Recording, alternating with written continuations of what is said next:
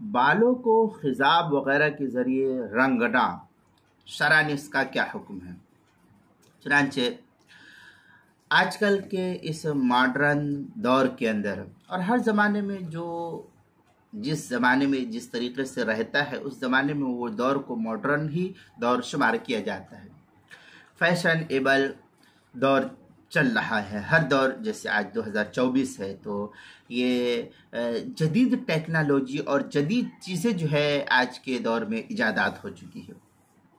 مختلف قسم کے ہیئر ڈائز، ہیئر کلرز اور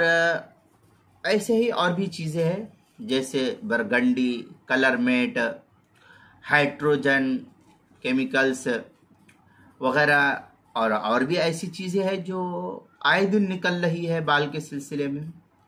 جنہیں دور حاضر کے فیشن پرست نوجوان لڑکے اور لڑکیاں بکثرت استعمال کرتی ہیں، چاہے وہ ہندو ہو مسلمان ہو، اس سے فرق نہیں پڑتا، لیکن ہر کوئی استعمال کر رہا ہے۔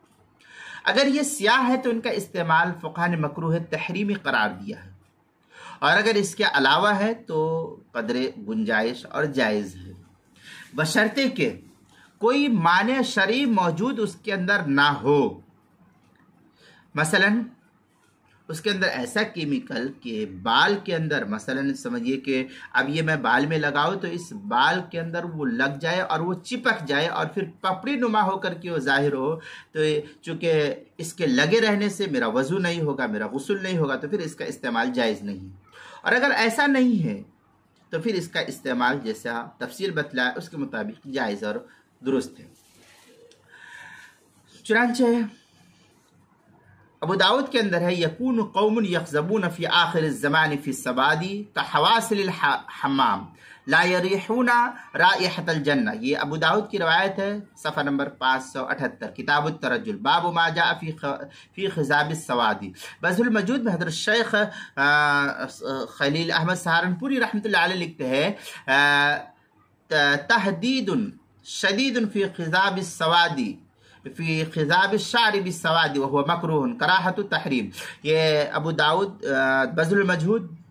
جلد نمبر 12 صفحہ نمبر 237 اور 238 پر بھی اس کو نقل کیا، حدیث نمبر 4212، کتاب الترجل، باب ما جاء فی خضاب السواد کے تحت جو اس کو نقل کیا ہے۔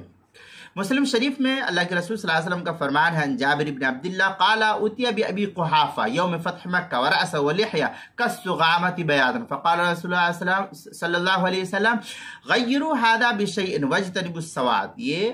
مسلم کی روایت ہے، جلد نمبر 2 صفحہ نمبر 199، کتاب اللباس والزینہ، باب استحباب خضاب الشیب، اور مشکات جلد نمبر 2 صفحہ نمبر 380، باب الترجل الفصل الاول، شرح نووی جو مسلم شریف کے حاشیے پر ہے اس میں ومذهبنا استحباب خضاب الشیب للرجل والمرأة، جلد نمبر 2 صفحہ نمبر 199، در مختار مع شامیہ میں یستحب الرجل خضاب شعره ولحیته، اس طریقے کے الفاظ فتاوی شامی جلد نمبر 9 صفحہ نمبر 604، کتاب الحظر والاباحہ، باب الاستبراء وغیرہ، فصل فی البیع کے تحت جو ہے اس کو نقل کیا ہے۔ اسی طریقے سے المسائل المہمہ فیما ابتلت به العامہ، اس کی پہلی جلد صفحہ نمبر 146 پر اس کو نقل کیا۔ فصل فی اللبس، عنوان ہے بالوں کو خضاب وغیرہ کے ذریعے رنگنا، مسئلہ نمبر 150 کے تحت جو ہے اس کو نقل کیا گیا ہے۔